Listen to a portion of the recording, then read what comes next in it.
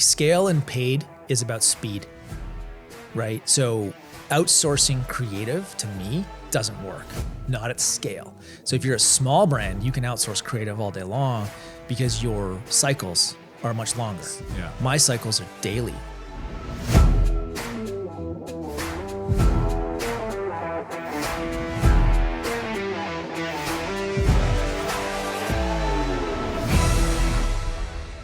Matt Bertulli, what's up, dude? You almost did it. I know. You almost said the name wrong. So Matt and I were just joking before we started that some people call him Matt Bertulli, which if you read the phonetical spelling, it makes no sense. Matt's the founder of Pela Case, and it is Pela. Did you guys do the voting online on how to pronounce it? No, we have fun with it. Oh, I thought you guys actually went to the market and then it was like official. It's not Pela, it's Pela. Well, yeah, we did. We've done a video like that. We've also done several where. Oh, you still let the market? Totally. Okay. Yeah, because it's fun. It gets engagement going on, especially on ads or social. But from the CEO, I don't care. Oh, he's not even going to give us an answer. Like brand people are going to be like, "Oh, dude, no, you need to pick one. You need to stick." one. No, it's like Nike or Nike. Oh, Which one is fair. it? Well, I would say Nike, Nike. But unless Phil Knight tells me, I guess I'm not sure. Right. And so Phil Knight of Pela doesn't want to tell us. So I'm not saying. Then there's that. Anyways, if you're not familiar with the brand, started off in the phone case accessories, made by a biopolymer. Is that correct? Accurate? Yeah, flaxseed. Some people elastomer. can see it if you're watching the video. I am a big fan. I'm also an investor. I sit on the board, which is super fun, listening to these guys debate for the best idea, which is awesome. B Corp. Yep. Fastest growing Canadian company. I think Top 10. Second in retail. I think the only one faster than us in retail was Article. So second in retail. And then number 9. What can you share about the numbers? Oh, dude. So right now, mid 8 figures run rate. Yeah. Kind of got there in the last 4 years. Yeah. So it's been fast. Crazy fast. Crazy fast. Yeah. And we're in physical stuff, that's super fast. If it's software or digital goods, the scale is kind of infinite. But when you have to make things and ship them around the world, the logistics part of the business is a pain in the ass to keep up with high growth. Yeah. So you kind of want to step it up. You don't want to rocket it up. Yeah. We had a period of about 18 months though, where we were rocketing it up and it was a giant. What happens in that period that breaks? Everything. So just inventory levels. I'm sure Brad, it's people will break really fast. Capital structure breaks really fast with physical stuff because you're buying a lot. Yeah. For us, we have to buy raw materials because we're vertical. The whole stack. The whole stack. So you got to buy everything ahead of time. You're not drop shippers? No, we're not drop shipping. No, we do this weird thing you're called the opposite of that. Yeah, we do this business. weird thing called product development and R&D, and we build things. That's crazy. Yeah. So it all capital, people, and then your systems. A lot of that broke. Yeah. And kind of so we were at one point between 2017 and 2019, we were doubling every 30 to 60 days as we were going from 0 to 8-figure run rate. It was really, really fast. So kind of every 90 days we were saying, okay, which did the team break? Did we break capital structure, or did we really screw up one of our systems or processes? And it was always one of those, if not a combination of. And do you eventually get to a point where you can kind of anticipate and get ahead of it? Yeah, totally. So for a physical goods company, there are these little sweet spots, like any business, right? It's kind of similar to team sizes, the 3s and 10s, there's those rules. Physical stuff, particularly direct to consumer. Break down the 3s type and of thing. 10s just so that, because I know somebody's listening going I teams know about that. break at your 3s and 10s. So 3 people, 30 people, or 10 people, 100 people, that kind of thing. Yeah, so natural breakpoints. Yeah. 30 people is a big one for a lot of companies. Because at least in our network, we know a lot of people entrepreneurs that get to 30. The ceiling. They and hit it. 30, and that's where they hit it. Yeah. And then you listen to the problems, and it's just, there's so many of them with that amount of people. We're at about 60, 65 right now. Yeah. Which is, we're in the awkward zone to get to 100. We're we know again, it'll break at 100, but we're building a lot of infrastructure right now and people ahead, knowing that it's going to break. So expensive. Yeah. Yeah. again, And that's the I capital think a lot structure of- part, yeah. right? And entrepreneurs they don't realize that, hey, you need to make these bets with some level of confidence and certainty. And if you mis-execute, you'll have your labor cost is going to be way outpacing your revenue. Yeah, you're trying not to get too far out over your skis, but you want to be a little out over your skis. Yeah. Take advantage of the opportunity. Yeah. So obviously that's today. Where did Matt learn how to scale e-commerce? Still learning, dude. Still learning. Yeah. But I mean, obviously you're one of the top people Yeah. that I turn to. I whenever I get some time, my marketing guy calls Matt, Yeah. which nobody listening will have that benefit, unfortunately. But, and I don't know how much longer it's going to last for me. Where did you learn this skill? I mean, prior to Pela, I owned an agency called Dmacc Media, which I had sold to private equity. They were doing a big roll up. So we were about 100 people. That company. How long did you build Dmacc? It was like almost 11 years, start to Where sale. did it start? In a basement. Is that the first company? Yeah, first company. Yeah. I left NetSuite. So we had just gone public at NetSuite. This was 2007-ish, 2008, somewhere around the financial crisis. Yeah. So I left my great job at NetSuite after we went public, got married, bought a house, and then started a company all in like 4 months. And decided I'm never doing that much shit all again, like ever at the same time. Started Dmacc at that time was just like, I saw what we were doing at NetSuite in the US. And I'm like, okay, we got to do this in Canada. Like this e-com thing is super hot in the US and it hasn't really got. And what do you mean? What do you mean by hot in the US? Just like retailers going e-commerce? Yeah. So like they were just Canada and Australia were way behind at that time, way behind the UK and the US, which both had growing, like, think of it in terms of a percentage of retail that was moving online, right? So penetration. At that time, Canada was 1%. The US was 7 or 8%. Oh, wow. The UK was like 8 or 9%. That's bananas. It was way, way behind. And working for an American company that did a lot of like back-end software, which is what NetSuite is, Yep. I was watching what these American guys were doing, thinking, okay, Canadians are about to do this. So I started the agency and I went out to brick and mortar retailers in Canada. So think of like your average shopping mall here. I went to those guys. I said, you don't have an online store right now. How about I build it, right? I'll do it for very little money up front, but I want a piece of your sales for the next 5 years. How do you do that starting in a basement? Because these are not like it. SMBs. Yeah, Like, like you how do you fake it. fake it? How do you get that first deal? I Who was it? grew up in a retail family, so I knew how to talk retail. Okay. Like my grandparents owned retail stores. My mom is a retailer. So like I knew their language.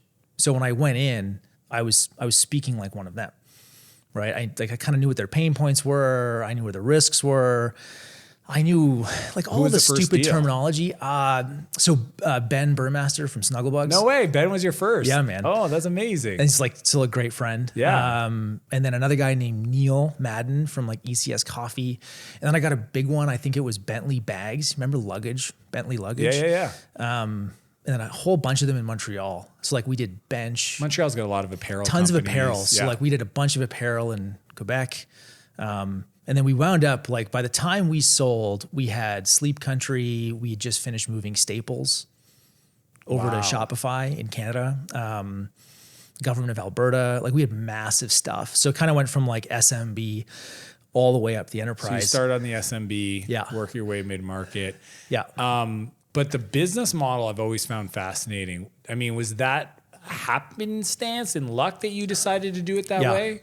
Yeah, Because in hindsight, performance-based is an advanced thing agencies would do. Yeah, and I started in. I would. Yeah, it's tough to switch to Yeah. if you're used to like billing. Yeah, retainers. Totally, because it's like fixed that's time better. And we materials. ultimately did get rid of the performance thing because as e-commerce grew, people don't want just didn't want to give up those margins. No, man, it's like it started to feel like a tax at scale. Up front, it was like this is a great deal. We should do this. risk. At scale, it's a tax. So there was a flaw in the model there. But then at scale, we could switch to another billing model, retainer or project hourly, whatever we were doing, and a whole mix of stuff. Was there certain companies that inspired your decisions back then that you looked to? Or? No, I mean, at that time, like all of us in that space, even the Americans, we were all kind of coming up at the same time. So even though the American market was ahead, you at that time you still only had the IBMs, the Accentures, the really big, consultancies and tech companies were playing in e-commerce tech, Yeah. like software. This was pre-Shopify. So I remember back, most people wouldn't even know this, but Amazon had a storefront platform for small business that they just recently got rid of. Staples? Wasn't that one of their big deals? There was like one they had a few. Like an office. There was like an office company Office that Depot. they were powering. They had somebody that there was like a big and it was like one. a big deal. It was like a multi-million-dollar deal. Oh, yeah. And this is pre-Shopify? Way pre, yeah. So I started, So Shopify, I think, was actually starting at that time. Yeah. But if you remember Shopify's history, it was like, let's go to Etsy store owners and give them a way to sell their like 5 bars of soap on Shopify. Yeah. I remember I was on a panel with Harley, who's another good dude. This is like 2010. Yeah, we've had Toby on the show. I get it. Harley. Harley brings another level of energy. Toby's another level of genius. Harley's another level of energy. I was sitting there talking to him, and it was like I was talking to Einstein. Dude, yeah. It's like frustrating at how smart he is. I was like, wow, this guy's on another frequency. Burning in his head. Yeah. Harley is another level of energy, but Harley and I at the time were chatting. Like I was running about 30 sites in my agency. And Shopify had about 15,000 stores, and our 30 sites had more SKUs collectively than their 15,000 stores. Because it was just the merchant profile at Shopify at the time. Now, obviously, their vision was freaking massive, and they've done some insane things. But at that time in Canada, it was just immature. So, like, to go back to your question, I've learned simply by being in the game a long time. And then having a lot of friends in the game. At the agency, we did about 200 or so kind of clients and projects over a decade. So I got to see a ton of business models, like tons of different product categories. Like, dude, we sold everything and or were pitched everything. Like everything from like sex toys to firearms to baby stuff. We used to call it the circle of life. I'm like, we did everything. You know, from the point where you had your kid, right, to like raising the kid, to the bed you were asleep, like everything. So we kind of just breadth of knowledge, right?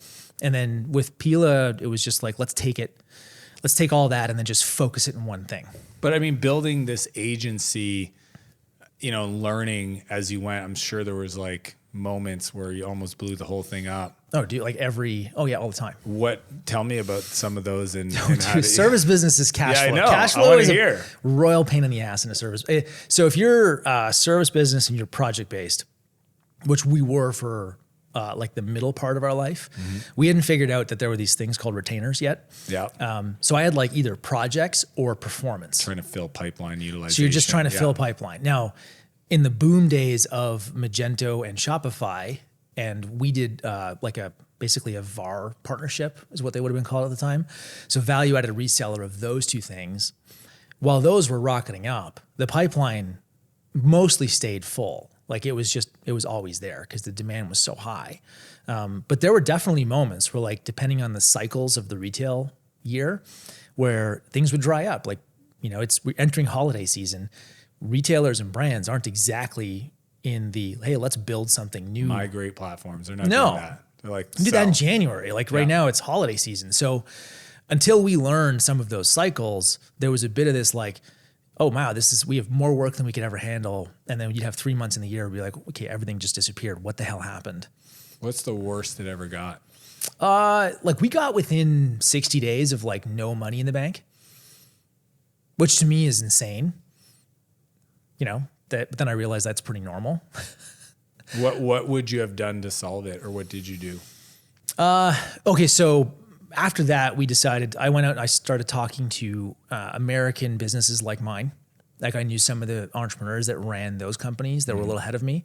I asked questions around business models. So we didn't compete in their market at that time. So it was pretty easy to like build those relationships. And then they would tell us about like, well, every time you do this, you need to build in some kind of retainer or some kind of ongoing service, or like add in this new service. And that's actually a bit more sticky and you can actually keep clients longer. And it's like, it'll open up conversations for more stuff in the future. I had no concept of like account management and, manage the customer and build like long-term partnerships. We did that on the performance side. Like those were just embedded relationships, but I never bridged like performance over to non-performance deals. To grow an account. For multi-year contracts. Yeah, never did that.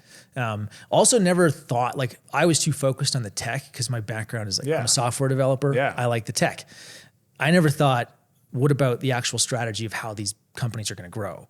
So like, how do they fit into the broader commerce ecosystem? And, what are they thinking about? And like, what are their competitors doing? And can I actually bring outside thought and creative to them from that angle? Mm-hmm. So like, I went from being a great, like a decent developer to a great marketer by trying to like find the common ground between like, okay, this is all the data and tech out there. Here's how the creatives work. Like there's this overlap area, and that's where I thrive. The insights. Totally. So you started Dmacc, the tech side of migrating their back-end systems platform to the internet. Yeah. And then over time, seeing this data, building the insights, you became a marketer. Yeah.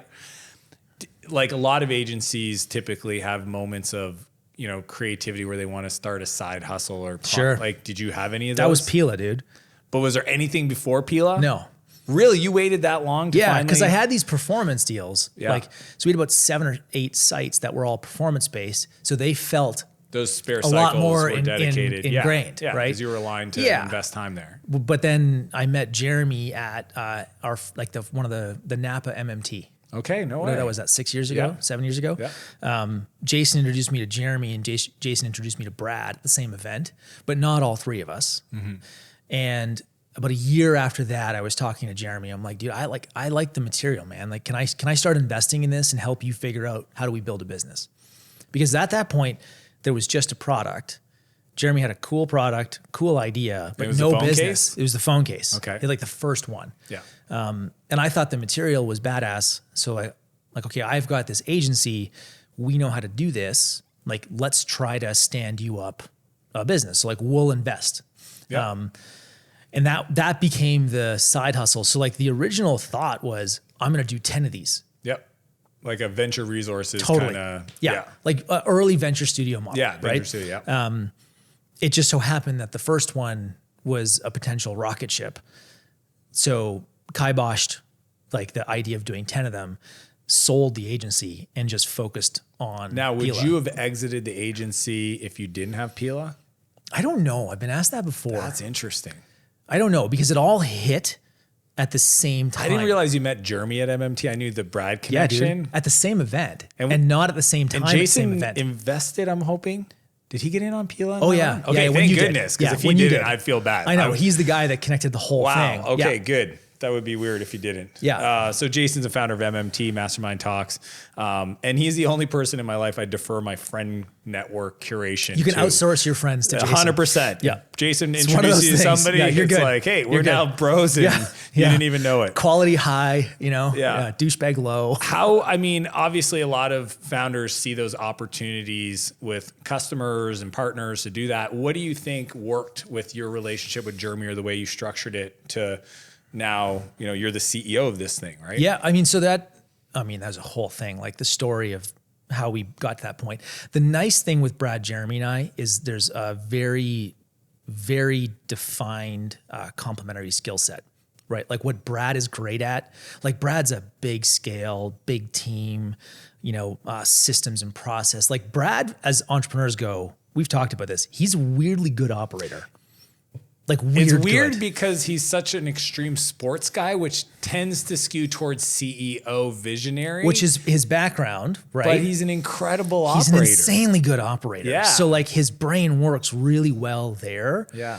So Jeremy he's your classic Materials inventor. He's your garage inventor. Like the guy will, although it is funny now I know this, like people in the prairies are all like this. Yeah, They're just farmers. insanely resourceful. Yeah. Mostly because they don't have access to all the shit that we do in the cities. So they have to figure it out themselves. Make it themselves. Yeah. So Jeremy's just one of those guys that like you tell him, hey, Jeremy, can you make a vinyl record out of our material? And you're like, okay, I'll try and figure it out.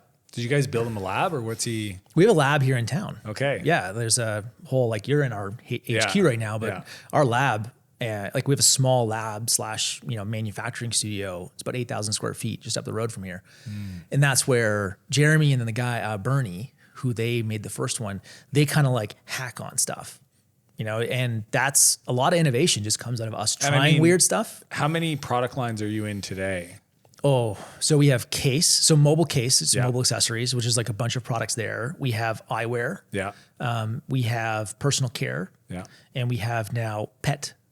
So think like compostable dog toys, stuff that, so the way we look at things is what are the things that you use regularly but are not single use? And the reason for that is, like a plastic water bottle, people are like, why don't you use your material to make a plastic water bottle? Well, because you can't make any money at it.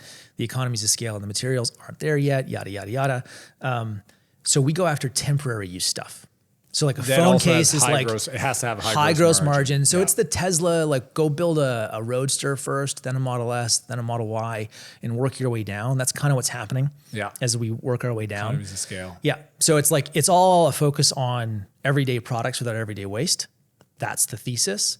So it's one category, and then it's just a new category. And the whole, so we do products with the language around graceful end of life. Yeah. That would be the through line narrative for everything. Pela. Everything we do, every product has to have a graceful end of life. So like the end of life is designed into the product from day one. So you bury this into the ground. That can go in a compost. That can actually go to a landfill. That'll degrade in a landfill. How long does it take to turn into dirt? Depends on the compost environment. So like a good healthy backyard compost, maybe 3 to 6 months, in versus Canada. Plastic, which is never. Which is never. Or we just don't know yet. We don't know. We haven't been around that long.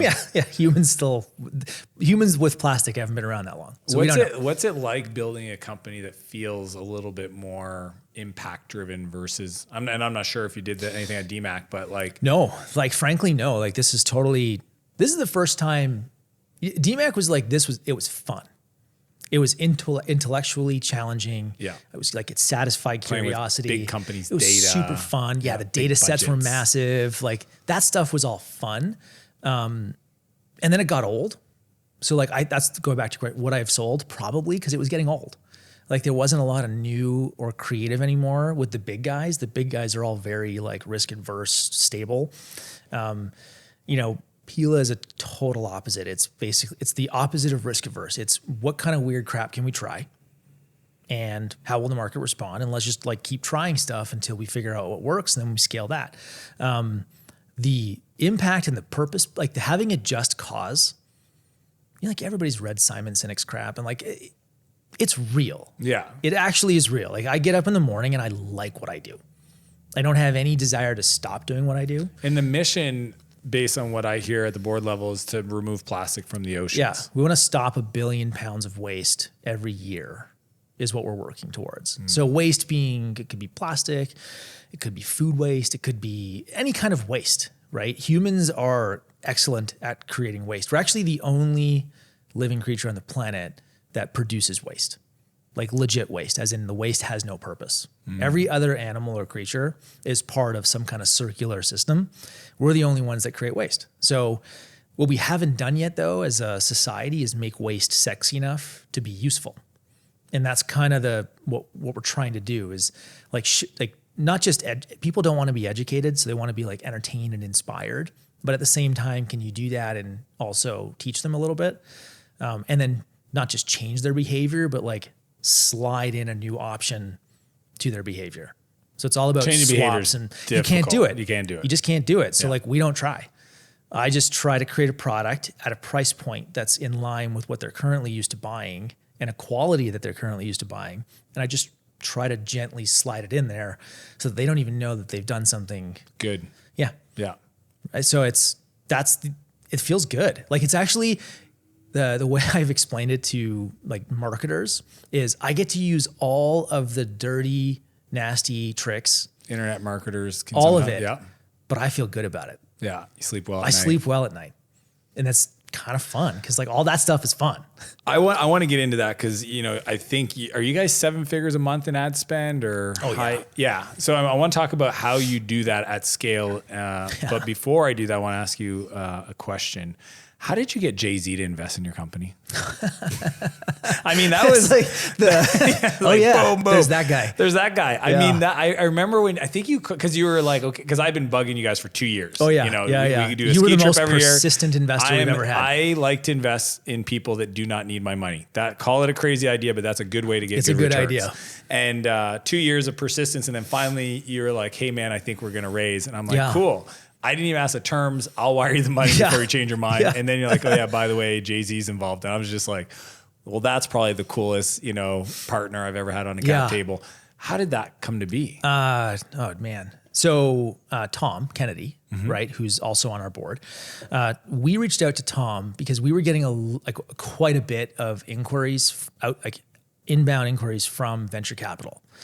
And at the time, Pela was I think our revenue was about 7 million. So early. Yeah. And this was sort of one of those things. Tom's Kensington Capital Partners in Toronto. Which is a big private equity VC fund. They've been around forever. They own everything. Tom's brilliant though. So Brad had known Tom for, I want to say like 5-6 years, and had become kind of a mentor. So we reached out to Tom to get his opinion on, just give us your experience and your opinion. Should we entertain raising outside money? Brad and I, in both of our last companies, had never done that. Yeah, you had liquidity, so you guys were... And we both had exits, so we didn't need it. And then Tom, we went through the whole thing. This is Pela, this is who we are, this is what we're doing. Here's the traction we have. And Tom said, look, I don't know anything about consumer, but I'm going to introduce you to my friend Jay and Larry. And if they like it, I'll write you the damn check. So he introduced us to Larry Marcus first, who is Jay Brown and Jay-Z's the third partner in Marcy Venture Partners. Got a touch of Larry. Larry's like, yeah, why don't you just come down to LA and meet with Jay Brown and I, and we'll chat. So Brad and I flew to LA, went to Rock Nation, which is the J&J's record label / management company, whatever they do so much. And was sitting in the, I call it the throne room. It's the weirdest room. It's just nothing but gold records. And it feels like a major cultural royalty thing. Yeah, man. Yeah. It's weird. And Jay Brown is just the coolest, chillest, smartest dude. Kind of met him, sat down, and within 9 minutes of me explaining what Pela was, Jay's just yeah, dude, I'm in. He's we're so in. What does Jay do? So Jay Brown is he's one of the business halves of Jay-Z. Okay. So Jay Brown runs Rock Nation. He manages talent. Jay's the other Jay. Yeah. Is how I describe it. Yeah. So while we were in the meeting, Jay was texting other Jay, Jay-Z. And he's like, yeah, man, we were talking about this last night. We love it. And their whole thesis, MVP's thesis, is they invest in cultural relevancy. So where do we think culture is going? That's where we put our money. 9 minutes in, he was like, we're in. And then there's Larry, and you've met Larry. Larry's your quintessential investment type. He's brilliant in his own right. Larry was Larry. I have more questions, Jay. Yeah. Right. So Larry was Larry asked smart questions. Yeah. Jay and Jay were just this is feels good. We like this. Yeah. So the whole thing happened super fast. And then to get that kind of investor with that kind of access, we were just this probably makes sense. Let's just do it. And we weren't raising a ton of money. So it was a minority investment in the company, but it just seemed like they were the right people. And then Tom came in, and then you and Jay, and yeah. Talk about the first time, I'm assuming you met Jay-Z. I know the story, but I want it's just one of those things. I was known as the Canadian guy. Yeah. He knew who I was. So walk us through that. Well, so we had I went down for the... How long ago was this? Man, a year and a half ago. Yeah. I think. Went down for Marcy's, Marcy held an event for their LPs, and they asked, there was down in LA again? In LA, yeah. Okay. They asked they had about, I think, 7 or 8 investments at the time, asked the CEOs to come and just talk to the LPs, right? It was a 4 or 5 hour lunch. CEO summit. Yeah, it's kind of like a small summit. It wasn't huge. It was maybe 30, 40 people. Yeah. So I flew down. I'm like, yeah, sure. And I didn't realize Jay-Z was going to be there. And when I was walking into the event, I was following in And Nick, you know who he is. So like, he's also a tall dude. Yeah. So like, I was following in Jay-Z and Jay Brown. And when it was a cold day in LA. So I'm going to sound like a wuss here. It was cold. So like, I was walking in, I got up and I looked at Jay Brown, who I'd known. And I'm like, I thought LA was supposed to be warm, man. And Jay-Z looks at me, he's like, aren't you supposed to be the Canadian guy? He's like, what do you mean it's cold? And I'm like, how do you know who I am? So that was the impressive part, was like, he had done, clearly, he knows his portfolio. He knew who the founders and the entrepreneurs were, enough to take a shot at me as I was standing there. So I'm like, I'm going to like this guy. This is great. He's whip smart, like whip smart. What did you take away from that day watching him interact with investors, LPs? Oh man, you want to talk about humble? It's weird. Like, it was definitely the weirdest, like, not at all.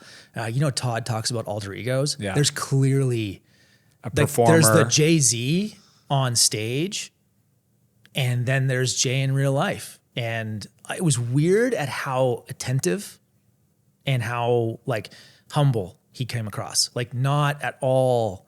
Like, he was interested in what people were talking. Like, when he was talking to you, he was in it. It's weird. It's not what I would have expected. Like, you expect the big personality. Like, he's one of the most famous people on the planet. The whole planet. Yeah. And I found him one of the nicest, softest spoken, smart, like, just great to be around. That was impressive.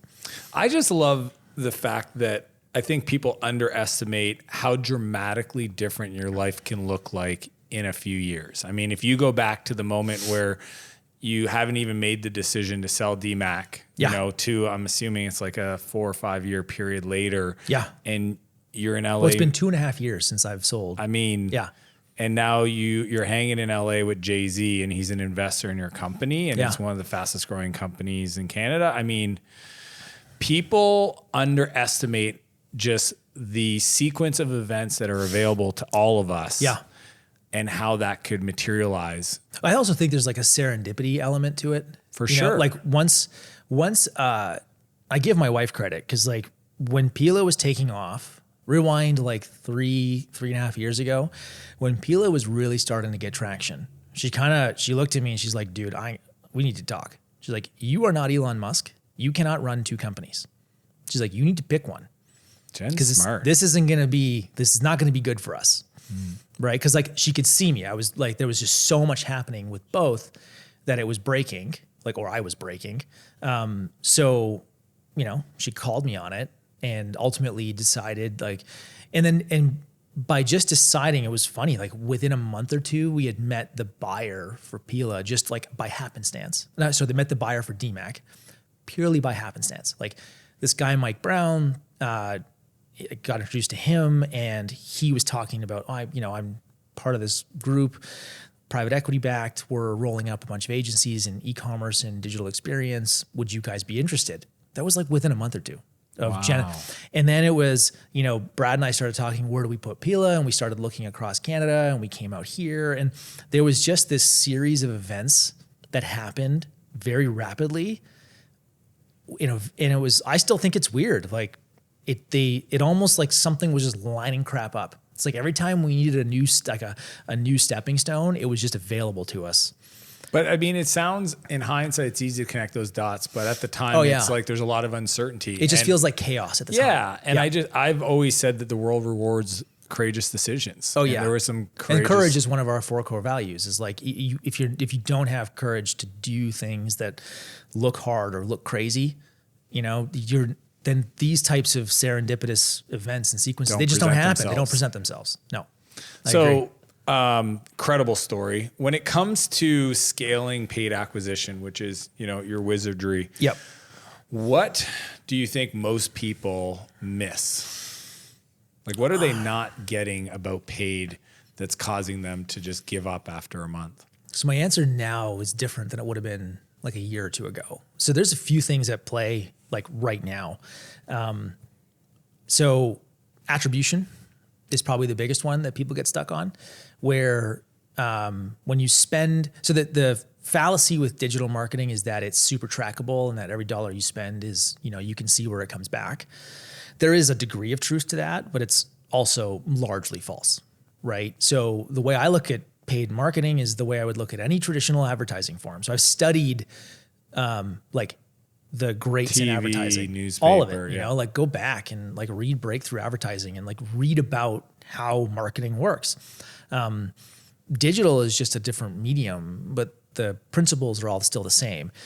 Attribution is where most companies I think get stuck, which is if they don't see, if like a platform like Facebook doesn't immediately tell you this was your return on ad spend, they think it's not working and it's not worth the spend.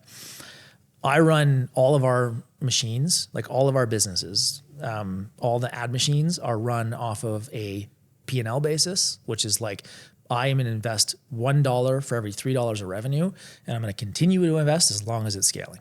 So you don't care if the actual campaigns themselves are ROI, like return on ad spend positive. You're looking for gross investment. I'm looking for KPIs. Yeah. Like I want to see certain things at a like a very big data set level. Yeah. But you're not afraid to invest. No, not at all. And I think that's the second part, which is if you're going to try to do this at scale. So like Facebook's great at rewarding small business and small spend. The minute you cross into this 6 figures of spend on a monthly basis, it starts to become a lot more murky. And that's where people get nervous. And this is where they fall down. You need to be willing to take a risk. Like just before this call, I was on with my media buying team and we're having a really good 48 hours because we're running a pay what you want event where we let the customer choose the price. So these ads just lit up like 24 hours ago, like really lit up. And I'm on with my media buyers and they're really good technical media buyers. And on the call, I'm like, you know what? Screw it. And I dumped an extra 30 grand a day into Facebook. And I'm like, here, I'm just going to jack the budget to 30 grand. Let's see what happens over the next 3 hours. And I could see in there, it was fear. Like, we don't have enough data. How? Like, why are you doing that? And I'm like, well, part of this, you have to go off of some kind of intuition. It's like anything else. Like I'm looking at what I'm getting back. There's really good KPIs here and there's an art to this. And technical media buyers, there's a lot of them out there, they are not good at the art part. So there's really great creatives. There's really great technical media buyers. Where I sit is somewhere in the middle, which I'm pretty good at both. I'm not great at either, but I'm good enough at both that intersection is like what allows me to say like, you know what? No, this is working. The platform's just not telling us enough yet that it's working, but I can see enough and I can look at other things like Google Analytics. I can look at our order velocity. So even if the attribution for the campaigns are not showing up in that specific campaign, if you look at the overall lift, maybe through organic, but it's not really organic, it was influenced through the ad. Totally. Especially if I see a campaign that's like, so the return on ad spend might be crap, but the cost per click is low, CPM is low, socially engagements are great, people are commenting, it's being shared. But this is the 10,000 hours. Way this more than 10,000 hours. Like, like a lot of time in the matrix. Yeah. Like a lot of time. Because like, I get it. If you actually have experience saying, hey, we ran a campaign, we shut down all ads, we looked at a 3-week period and go like, oh, by the way, we had extra residual from that that's carried through. So that needs to be in consideration in regards to overall spend. Yes. That there's this. And it's also like there's this, it's spending at scale is also, particularly once you get up to our run rate, like revenue and media spend, when you start spending like 7 figures or more a month, right? You're probably not doing it on a very consistent daily basis. Like you batch it in and you layer it in. The fact that you even said 30 grand for 3 hours, like you run hourly campaigns. Oh yeah.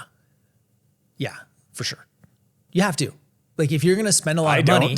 Well, no, most people don't. It's also like because there's an obsessiveness that you would need to scale paid me. So there are companies that do this at a level that I don't even get. Like, if you look at a Golden Hippo, Craig Clemens, you'll see him all over. I know Craig, yeah. Copywriter extraordinaire. Oh my God. And like media spend, Golden Hippo's $1 billion a year company with, however many brands they have. They are one of the bigger Facebook buyers out there, particularly from January until February, which is peak health season. There are guys like that make me look like an amateur. And that's just, again, great copywriter meets really good media buyer. And that's a pretty decent combination. For us, I focus more on, I'm a good copywriter, not great. You know it when you see it. Know it when I see it.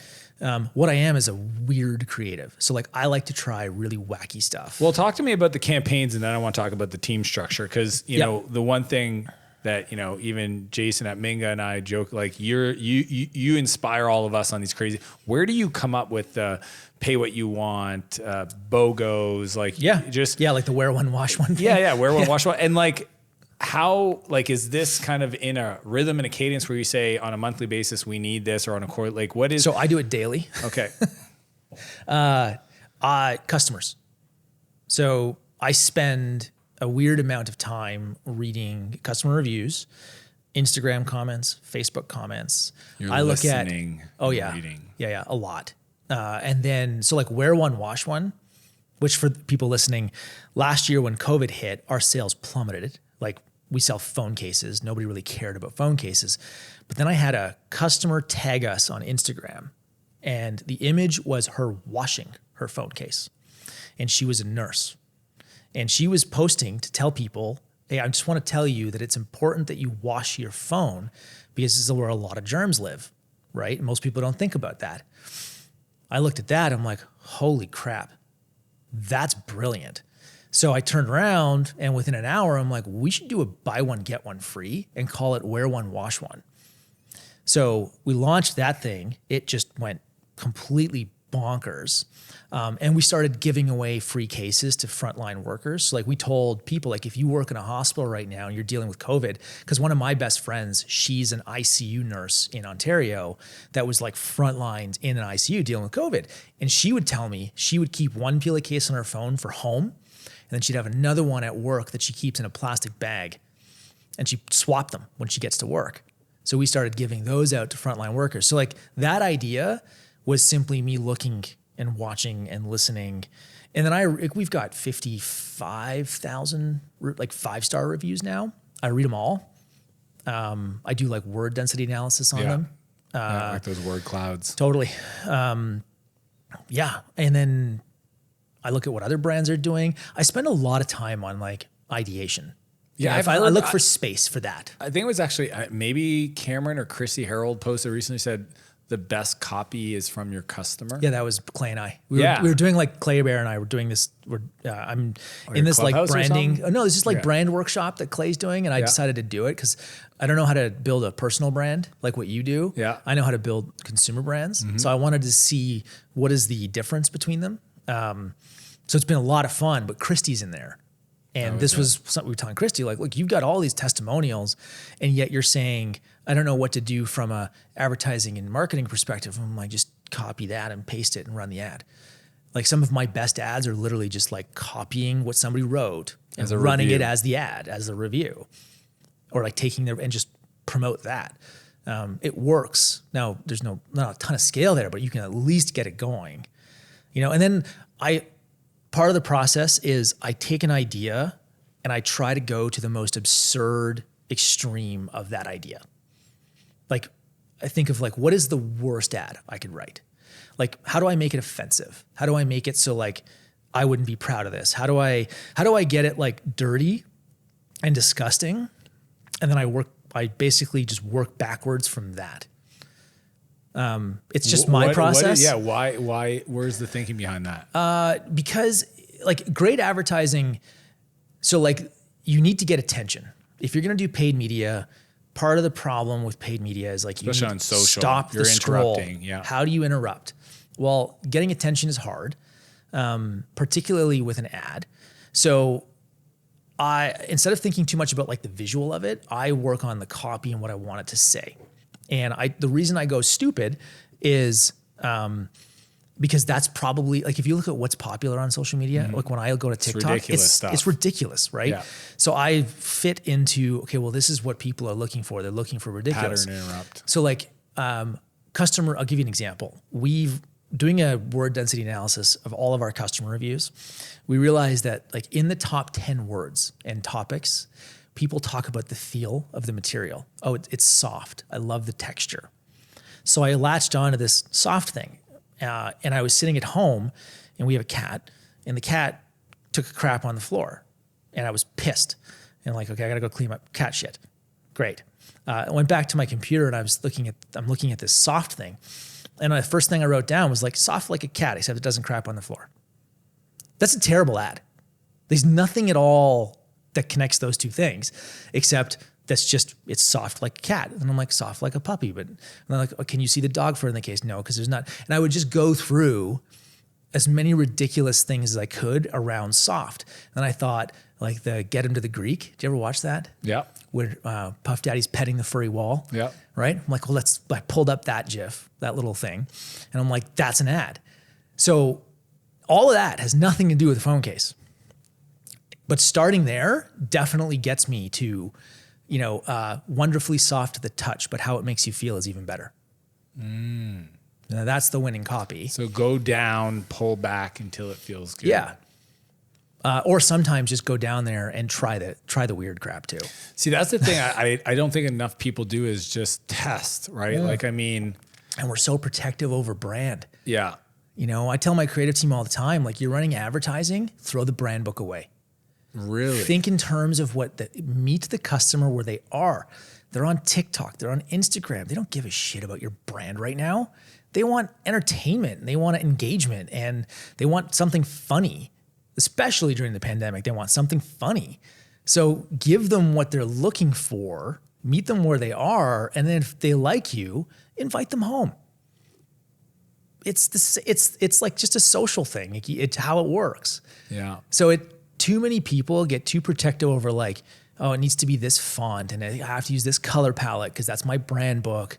And I'm like, yeah, well, that makes for really crappy advertising. Yeah, I saw a TikTok ad recently says your TikTok is the ad. Like, yes, content. Make content. If you want ideas for ads, just go to TikTok right now because they're the best and most creative creators is all on TikTok. Like, I literally ran an ad over Christmas that had the words, "This is an ad," and it's very ugly. That was the ad. But people thought it was hilarious because it's like it's showing up in your feed, it's interrupting you. And then we ran another one that said, it was like, "This is an ad." And in brackets, we put, "We're sorry, we're Canadian." And we would play off of that. So like none of that would ever be in a brand guideline, but you have to be willing to test it. Meet the customer where they're at in that moment on that platform. Yes. They're scrolling, stop the scroll. Yeah. How big does the team, how do you do this? Like, what does a team look like? I think when people hear media buyer, they're like, what is a media buyer? Yeah. Most people don't even know what that is. I have a Facebook person. You've got a Facebook person. Yeah. That's a media buyer. Okay. If but at scale, what should it look like? How do you structure your team? What's the communication rhythm? Mm-hmm. How do you do production? Yeah. Okay. So there's a bunch there. I have one head of paid on staff, Nicholas. Yeah. I work with him a lot. And then we have freelance media buyers that also work with us. Okay. Depending on the brand. They're channel specific buyers? Channel or brand. Okay. So what usually happens is on a weekly basis. So every week, Nick, myself, and those media buyers, we get together and we talk about what we're seeing in the accounts, any crazy ideas we want to try. And when you say per brand, you mean per product line? Yeah. So like Case will have a different media buyer than eyewear or personal care. Yeah. And then sometimes there's like one guy, he'll do 2 or 3, right? I like to do that too because the reason I structure it that way, and even though I'm a good media buyer, I like using outside. Yeah. And it's just because of vision and experience, right? So I'm stuck in my own forest all the time. I don't have the luxury of having an agency where I see hundreds of accounts anymore. So you want them to bring that perspective. Their breadth and perspective. Smart. And that's what I use, right? And then I have my own playbooks. And like what I also like at least with the freelancers we have, is we've got a relationship where like we will beat problems up and they're not afraid to throw stuff at me and I'm not afraid to throw stuff back at them and we'll beat the problem up. And there's no ego at play. It's just like, let's just beat the problem up. Candid conversations. Yeah. So like that's the buying side, buying and copy and ideation. But who drives the creative? Is that like, does a media buyer actually say, he's part of it. So like the media buyers are all part of creative ideation. Yeah. We then have a actual creative team. So like Tess, Nick, Milo, Kristen in Pela full time. That's like photography, videography, and they're super creative. Yeah. Like really like. So if you say we need a 30-second video that does X, they'll go in the like, streets guys, and make shoot me an it. ad that like shows a really cute puppy and a phone case and that can communicate around like texture and soft, and they'll figure it out. Yeah. And they'll go do it. Oh yeah. And they're full time. Yeah. Are these like, I mean, this is fun because I'm like, I want to, is it a theaters person? Like, are they got background? No, these are like photo and video people. Like they go Do to they have school for like buddies? videography But they have friends that can be actors and they'll just like create the. Yeah, and then that's the great thing too is like they know all the talent in town. So like when you Yeah. have to hire actors, they can get talent. like just budget type stuff. Yeah, man. Yeah, like we can do like really inexpensive video production that's super high quality. Now, they're a really talented team, so that helps. Okay. Like got lucky there, and that when we hired, we did a great job hiring. But yeah, they crush creative. So between the media buying and the creative team, we have a weekly sort of like, we have actually 2 different syncs weekly where we're talking about what's working. Do we want to iterate on something that's working, or do we want to try something totally new? And that's the rhythm. And it's just super fast. Dude, that's so cool. Yeah. I never even thought of having the creative team, because then you can just literally say, I need a video on this, run the tests, feedback, go deeper, iterate, let's hit it with a different hook. Yeah. Scale and paid is about speed, right? So outsourcing creative to me doesn't work, not at scale. So if you're a small brand, you can outsource creative all day long because your cycles are much longer. Yeah. My cycles are daily. Like at our spend, it's a 24-hour cycle. Sometimes it's a 3-hour cycle. Where a creative or campaign will just burn itself through.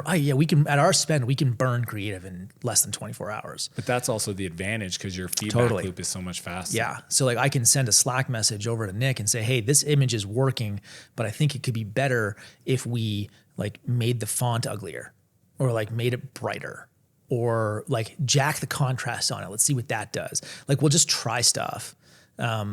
Video is a little harder because it takes time to produce it. Yeah. But like once you have all the video, you can build story blocks and like just have different openings and intros and always use those. And yeah, you're assembling creative in the way that you would software. Now, is that something strategically the creative team goes and builds the story blocks knowing that you guys might want these things?